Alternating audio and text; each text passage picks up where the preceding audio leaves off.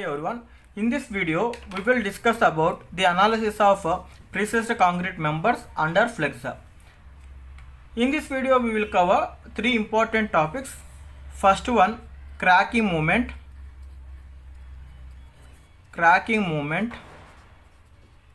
denoted by MCR, and Kern points and pressure line.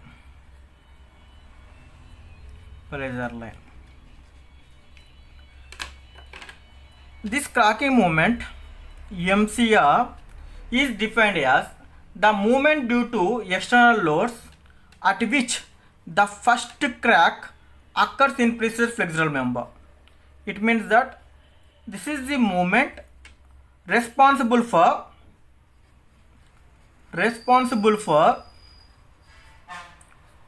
first crack in flexural member.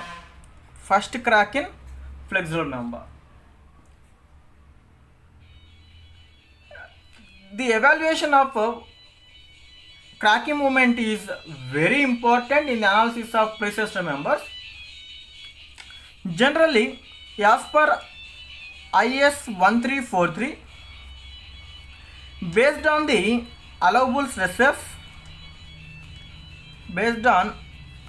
allowable stresses,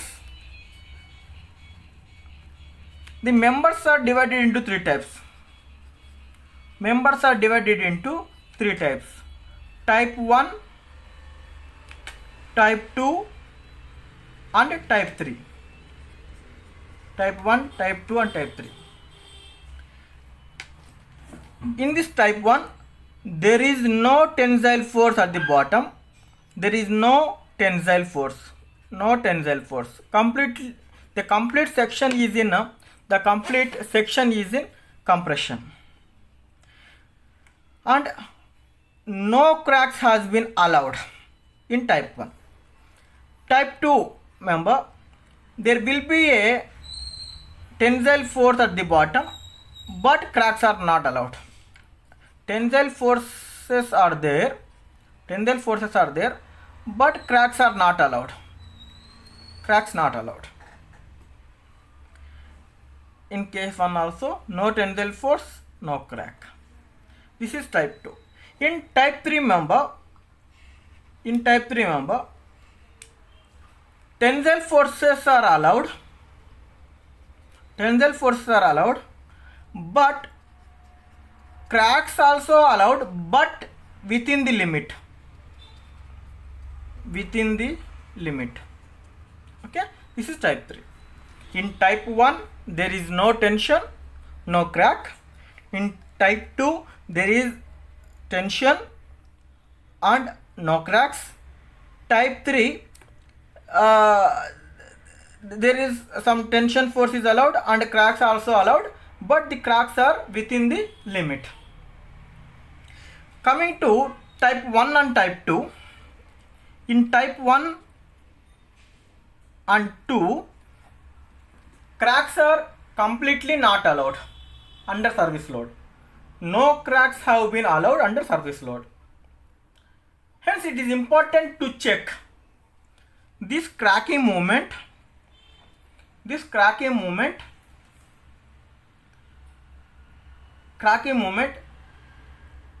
is greater than the movement due to loads. It is imperative to check that the cracking movement is greater than movement due to service loads or not. This can be satisfied when the stress at the outermost fiber. Means, suppose here the stress at the outermost fiber should be less than modulus of rupture. When the stress is less than modulus of rupture, then this condition will be satisfied, right? Now, what is modulus of rupture? Modulus of rupture is the stress at bottom fiber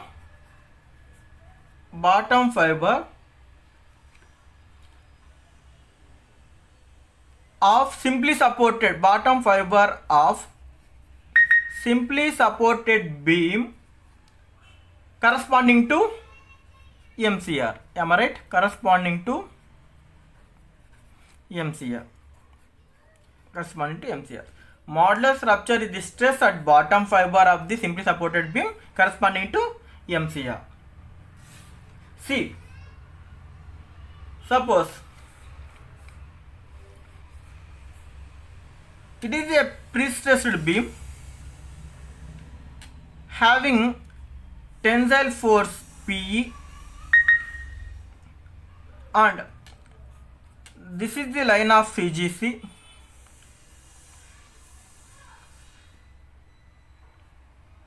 Due to MCR, which is due to MCR, there is a tensile force at the bottom. This is known as modulus of rupture. This MCR will act at a distance of YB. I am assuming YB. Right? These are internal forces.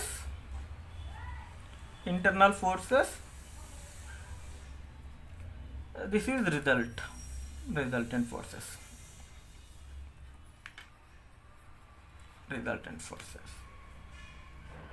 Right?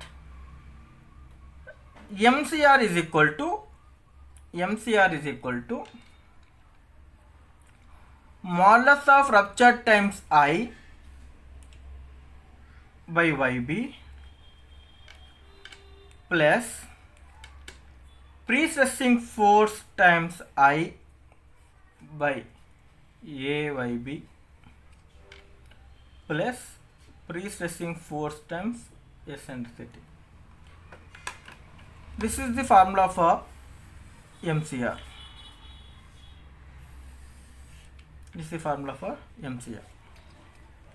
Right?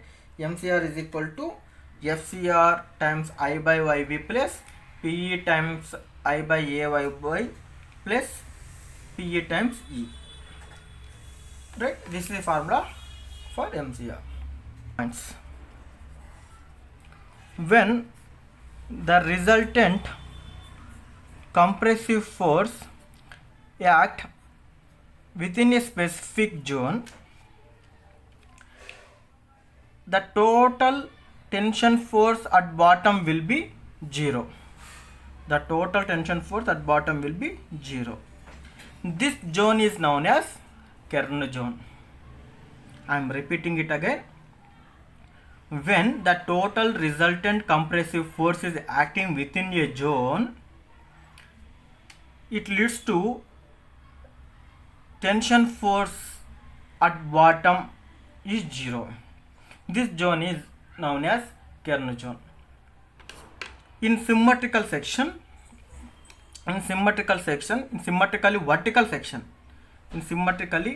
vertical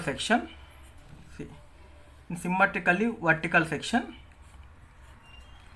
there will be two Kern points or Kern levels, upper Kern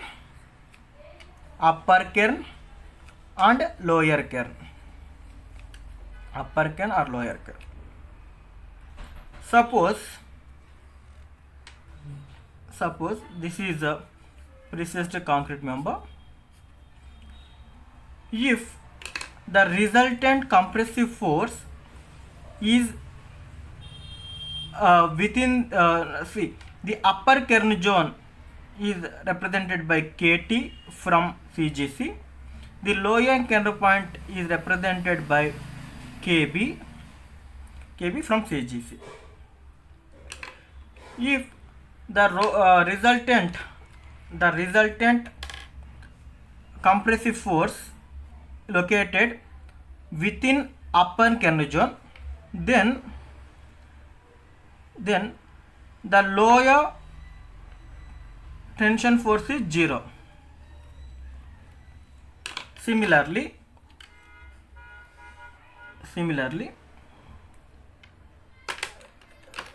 this is the upper Kern limit, this is lower Kern limit. If the resultant compressive force acts within the bottom Kern zone, the force at top is 0. The force at top is 0.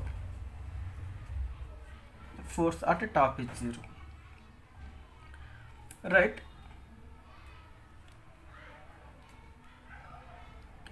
Generally, KT is equal to R square by YB and KB is equal to R square by YT. K top Kern point is equal to R square by YB means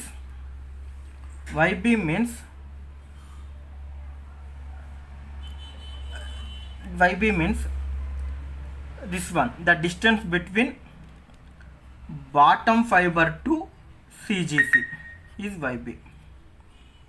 Similarly, the distance between top fiber to CGC is known as YT. Right? Top Kern point is equal to R square by YB. Bottom Kern point is equal to R square by YT. Okay. Now we can determine the MCR value with the help of Kern points. MCR is equal to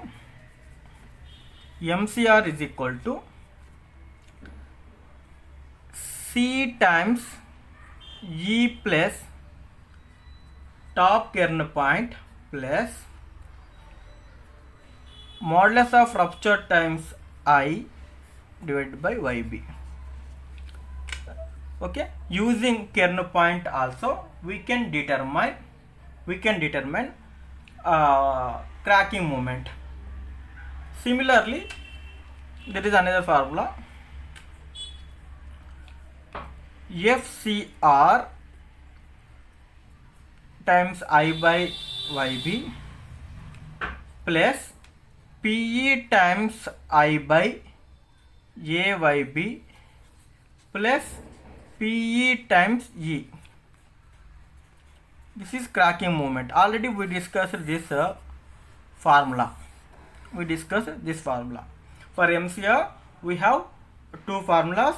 One is with reference to precessing force and modulus of rupture, and the second formula is with reference to Kern points.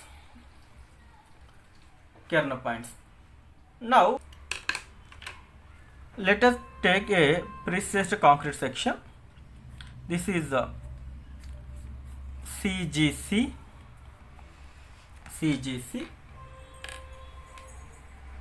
Right? Tendons are somewhere here. This is the distance of E. Now total compressive force is acting at a distance of EC. Now due to this compressive force,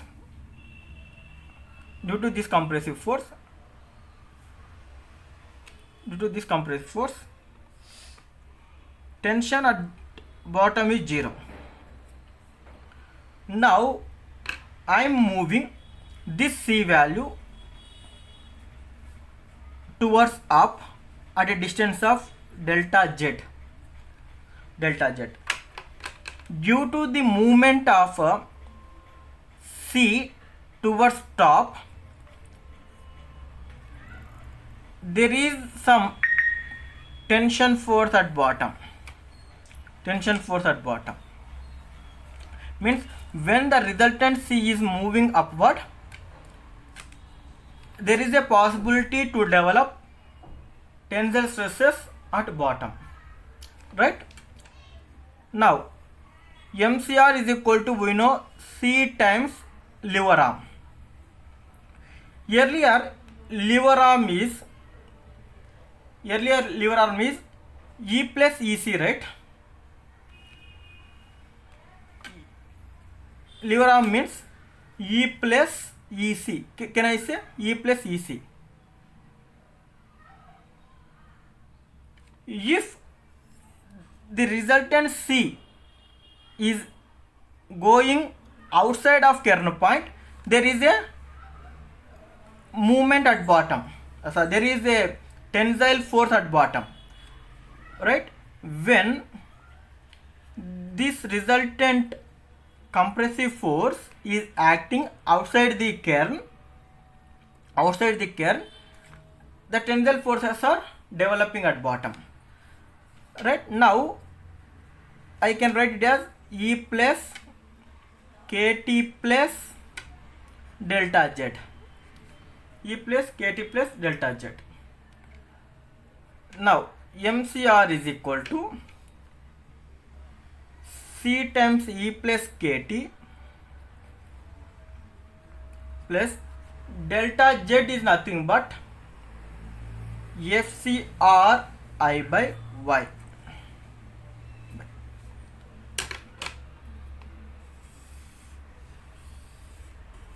Okay, hope you are clear. Earlier C is acting here within the Kern point, then there is no tensile force at bottom. When this total compressive force is located outside the Kern point at a distance of delta Z, there is a tensile force at bottom. When there is some tensile force, there will be some cracking movement. That cracking movement MCR is equal to this one. Hope you clear. From here you can also tell if EC, the distance between resultant compression force to CGC, EC is less than KT, means C is acting within Kern zone. There is no MCR. About Y section, there will be two Kern points. Upper Kern point, this can be denoted by KT, top Kern point, or lower Kern point, which will be at distance of KB from CGC, bottom Kern point. Now what I am telling, if this C force is within the limit of KT, if C, actually the distance between CGC to C will be denoted by EC. If EC is less than KT,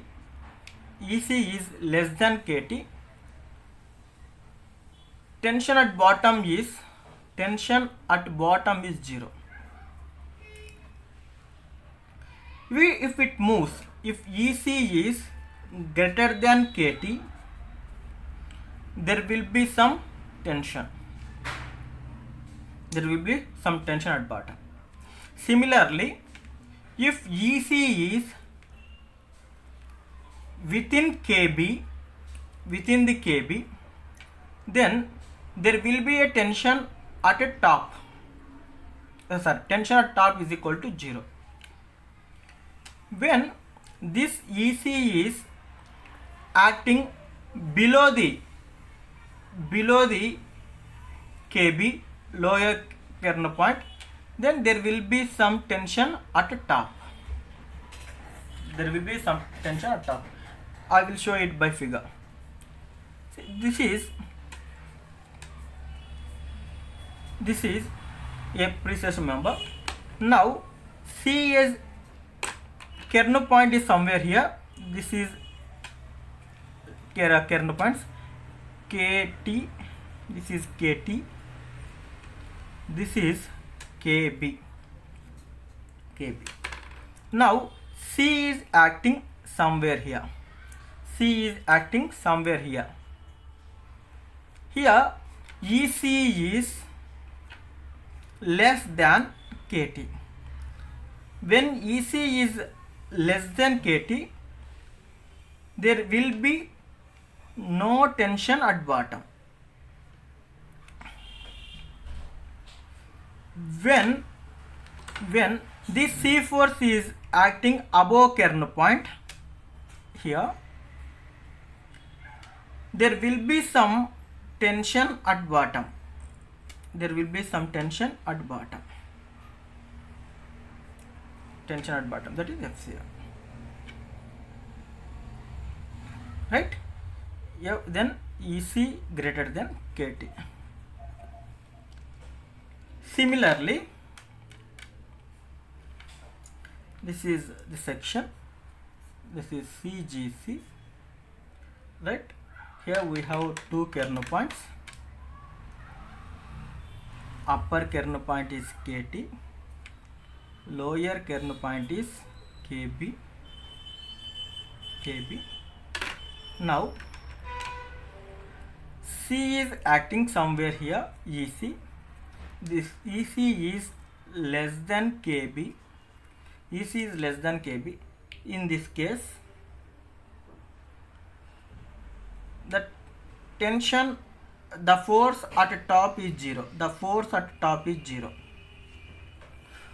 When this C is acting outside the KB, there will be some force at the top. Right? Now there are some formulas to determine KT and KB value. KT is equal to R square by YB. KT is equal to R square by YB. Similarly, KB is equal to R square by YT. R square by YT. YB means the distance between bottom fiber to CGC. This is YB. YT means the distance between CGC to top fiber. This is YT. This is YT. Now we will see the lever arm. Now here we have Kern point KT at here and KB somewhere here. KB somewhere here. Now this C force is acting below a KT, then EC here. The force is 0, right? The force is 0. It moves towards top. It moves towards top. There will be some tensile force at bottom. FCR. Now I assume there is some the tendons are somewhere here. This distance is E. Tendons are placed in the section at distance of E. Then modulus of lever arm is equal to it is now earlier in this case now see, right, this is KT, this is KB. Now C force is acting somewhere here at distance of EC. Now the tendons are somewhere here. Tendons are somewhere here, that is E. Now lever arm equals to E plus EC. In this case, movement is simple C into Z. C into Z. It is not cracking movement. It will become a cracking movement when this EC is outside Kern point. Means now C times Z is equal to not E plus EC. E plus KT plus delta Z. Delta Z is distance from KT Kern point to C force. Right? With this, the formula will be M times, sorry, not M, C times E plus KT. Z is equal to, we can rewrite the Z as FCR times I by Y. This is formula for MCR. This formula for MCR. Next, see the pressure line. Next we will discuss about the pressure line. Pressure line. Pressure line is the locus of resultant compressive force. Locus of resultant compressive force. Suppose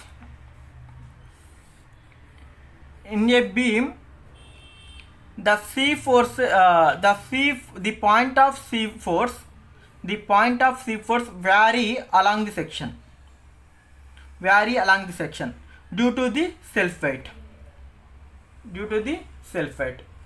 In some cases, it may act below. In some cases, it may act here. At this point, it will act here. At this section, will act here. At this section, it may act here. Right? Again, after midpoint, it will be symmetrical. Again, it will act here. It will act here. It will act here. It will act here. This is the trace of. This is the trace of C point. This is the trace of resultant compressive force. This line is known as pressure line or C line or thrust line.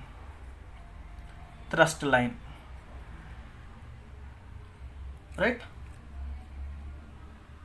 Now I will brief you an example problem. There is a post-tensioned flanged section. There is a post-tensioned flanged section like this.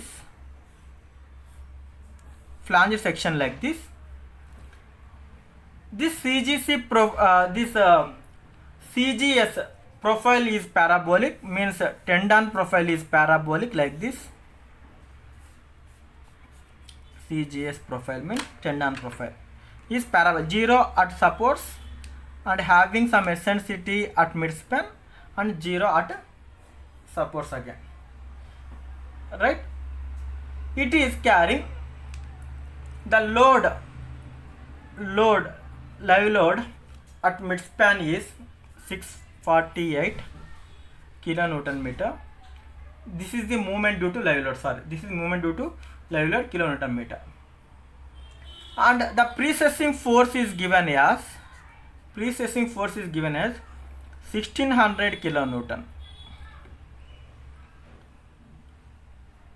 When at service,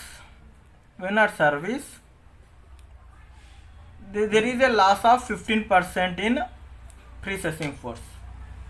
They used M30 grade concrete. Now, question is that determine the Kern levels and determine the cracking moment MCR and they also again determine the pressure line.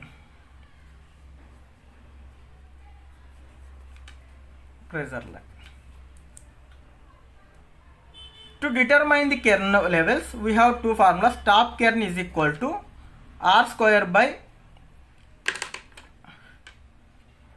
KT is equal to R square by YB.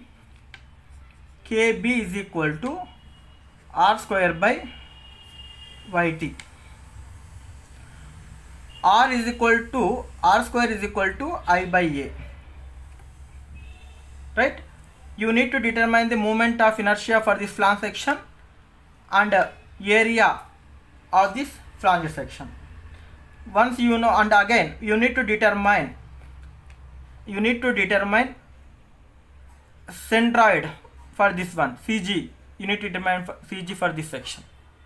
Once you know the CG, then you can determine the YB, YT and YB. Am I right? YT and YB. Right? You need to determine the moment of inertia and centroid. Once you know the centroid, you can determine the top distance from centroid to topmost fiber and distance from centroid to bottommost fiber. Then you can determine KT and KB. This problem completed. Once you know KT and KB value,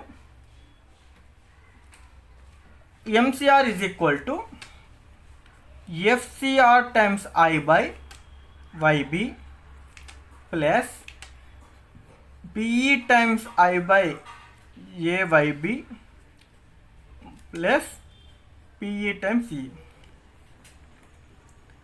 Here FCR is equal to 0.7 times FCK.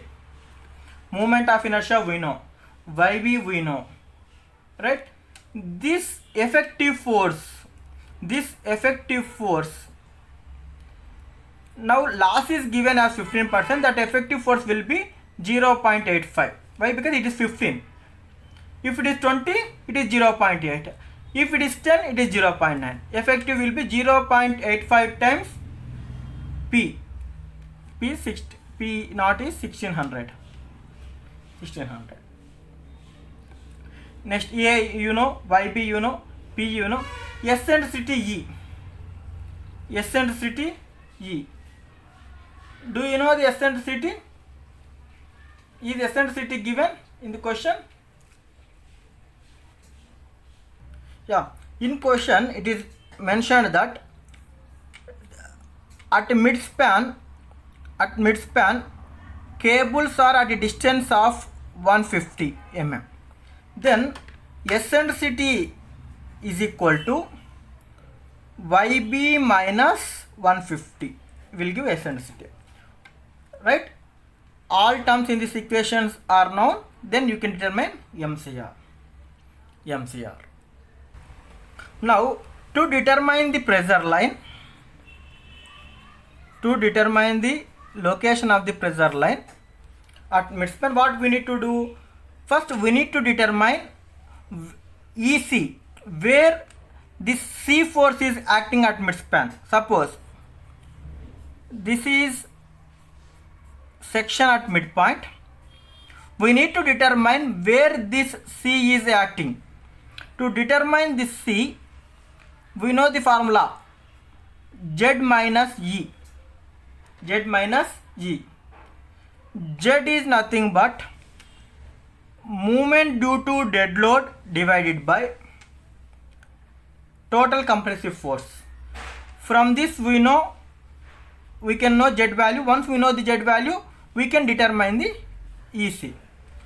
Once this EC is less than KT, if EC is less than KT, tension at bottom is 0. If EC is acting above the KT, there will be a tension at bottom. How can we determine this tension? This force is equal to, if you want to determine the total tensile force, then you can use the formula F is equal to, already we know this formula, minus P by A plus or minus PEY by I plus or minus My by I. Simply by using this equation you can determine this tension at bottom. Okay, this is the way to solve the problem. Thank you.